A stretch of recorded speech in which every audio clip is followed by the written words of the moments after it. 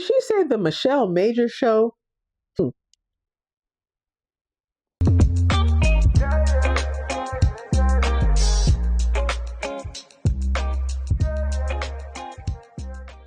This week's episode, I am reflecting on a couple of conversations that I've had with people about me changing the name of my show to the Michelle Major Show.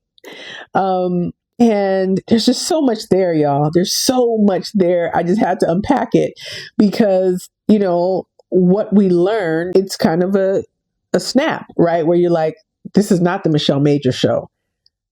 Yeah, I get, okay.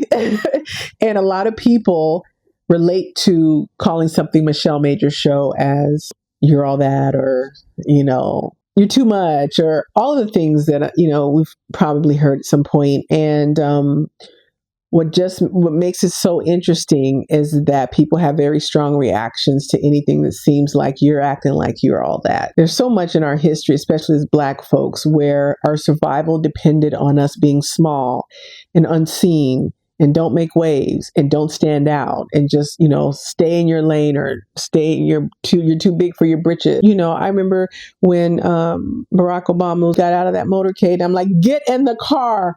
Oh my God. I didn't know what to do.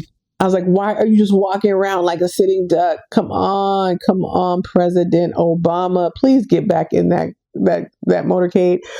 And, there's just that residual stuff that stays with us that we're never really quite safe. And the bigger you get, the more in danger you are of being brought down, not just by white folks either, right? It made me think about how we interpret greatness in my community in particular. Like, how do we metabolize someone who is just phenomenal in what they do, right? Either you're just so big, like, and just almost impeccably flawless, where there's nothing to say, or you are just someone else who got lucky, or there's, just the way that we have to talk about and make sense of greatness in our community is just really interesting. And I'm not even putting myself in that situation. I'm putting that out because people perceive me a particular way that, may bring up whatever feelings they have about people. So I decided that I wanted to change the name for two reasons. One, it was strategic because I had Rojo Rest stuff over here. I had a podcast there. I had, All Things Grace with Major's Leadership over here. I have this and that and all of these things. And all of it is just me. There's all of it is just me. And so I wanted to streamline, get rid of all these other brands and businesses, and just make it about me and the things I love to do and the things that I wanted to talk about, and sharing my reflections as my life unfolds and within the Michelle Show. Which brings me to my next point. For better, for worse, we are all the main character in our own show. We're all the main character in our own show. And not only are we the main character, but we're the writer. We write ourselves in as I'm a victim, I'm a hero, I'm a villain. We write ourselves in. So we're writing the story. We're the casting agent. We're bringing all these different characters into our world to cast this show that we're in. Those are your characters. Those aren't mine.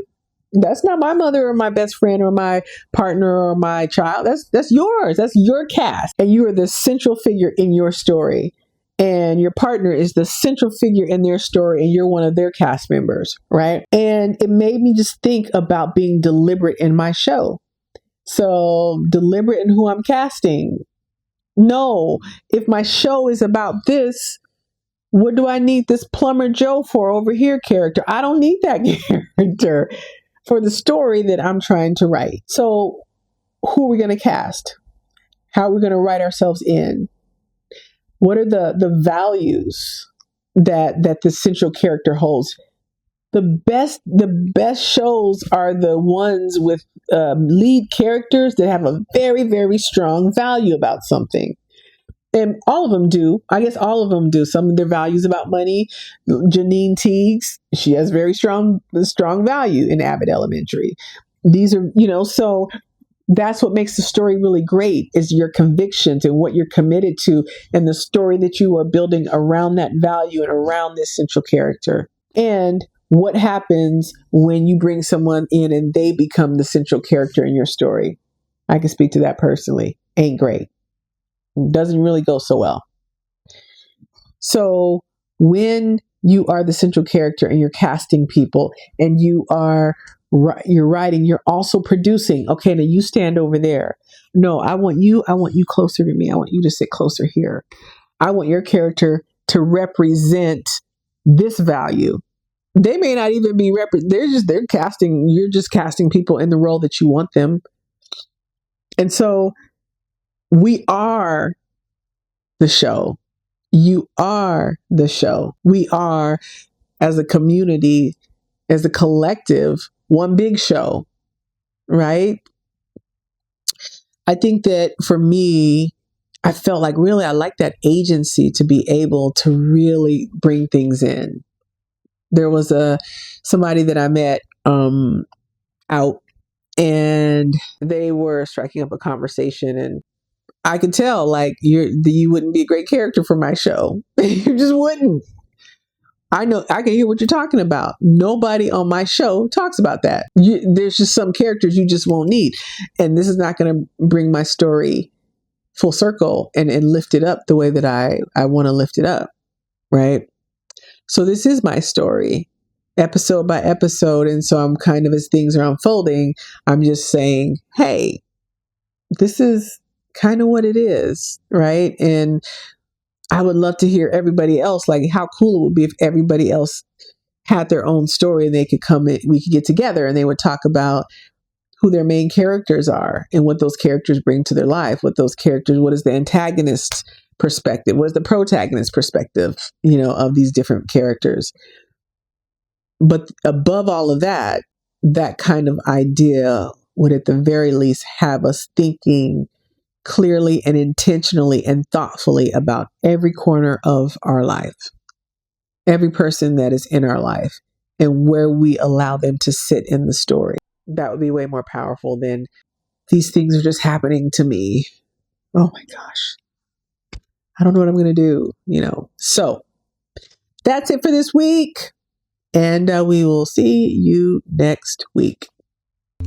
I hope you enjoyed today's episode. If you have, please like, share, comment, subscribe, do all the things you know to do on the socials, and we'll see you next time.